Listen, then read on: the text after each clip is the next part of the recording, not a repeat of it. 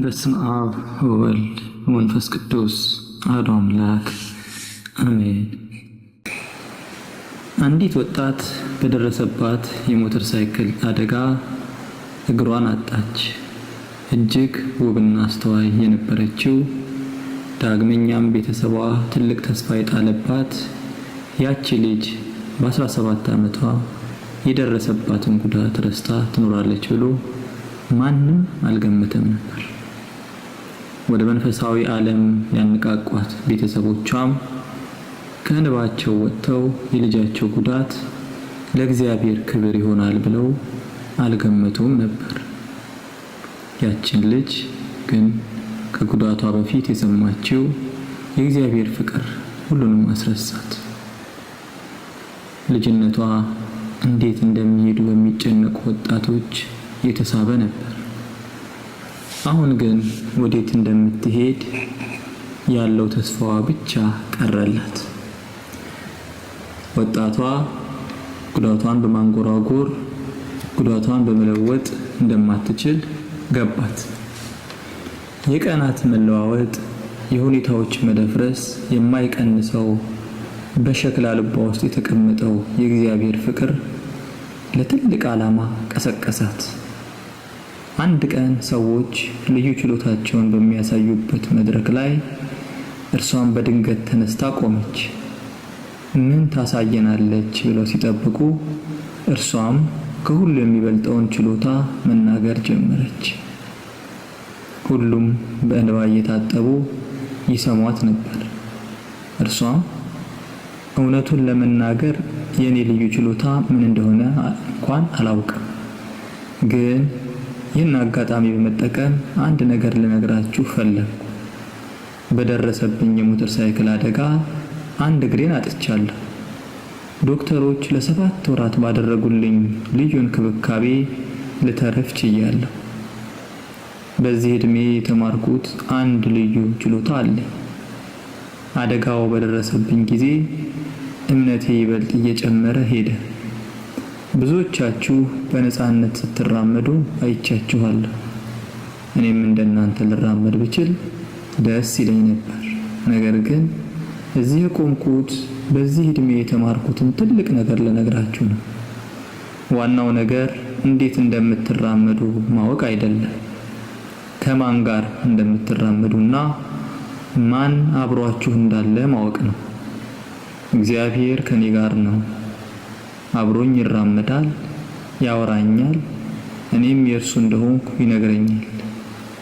ወዴት እንደምትሄዱ ባወቃችሁ ጊዜ እግር ምንም ማለት እንዳልሆነ ትረዳላችሁ በማለት ስትናገር ሁሉም በእንባ ማዕበል ተመቱ። እንዴት እንደሚራመዱ የሚጨነቁ ሁሉ ወዴት እንደሚሄዱ ማሰብ ጀመሩ። ትልቁን ችሎታ ተረዱ። ትልቁ ችሎታ የቀና አካሄድ ሳይሆን የቀና ፍጻሜ ነው። ትልቁ ችሎታ የቁንጅና አሸናፊነት ሳይሆን የግብረ ገብ ውበት ነው። ትልቁ ችሎታ ማስተማር ሳይሆን የተናገሩትን መኖር ነው። ትልቁ ችሎታ ሌሎችን ማጋለጥ ሳይሆን ራስን መመርመር ነው። ትልቁ ችሎታ የሌሎችን ታሪክ መቁጠር ሳይሆን ታሪክ መስራት ነው። እንዴት እንደሚሄድ ያለን ጭንቀት ሲያበቃ ወዴት እንደምንሄድ ማሰብ እንጀምራለን። ማድረግ የማንችለው ነገር ሲገጥመን ማድረግ የምንችለውን ማሰብ ትልቅ ነገር ነው። ሕይወት የሚያስተምረን በትምህርት ቤት ውስጥ ከምናገኘው ዕውቀት ይልቅ ተጨባጭ ደግሞም የማይረሳ ነው። ከሁሉ የሚበልጥ ችሎታም ወዴት እንደምንሄድ ማወቅ ነው። ሰዎች ከሚተርኩልን ታሪክ ይልቅ መልካም ውሳኔያችን የበለጠ እርካታ አለው። ትልቅ ችሎታ ሕይወትን በራዕይ መምራት ነው። ለሚማር ሰው ሕይወት በትምህርቶች የተሞላች ናት። ከጉዳታችን ውስጥ ወደ መጎዳት የሚሄዱትን የሚመልስ ብርሃን ሊወጣ ይገባዋል። ሰዎች ወድቀው ይማሩ ማለት ትልቅ ጭካኔ ነው።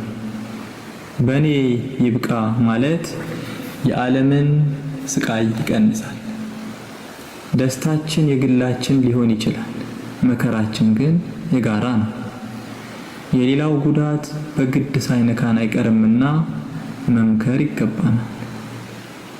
ሰው ስለገደልን ብቻ ሳይሆን ሲገደል ስላየንም በየፍርድ ቤቱ እንንከራተታለን።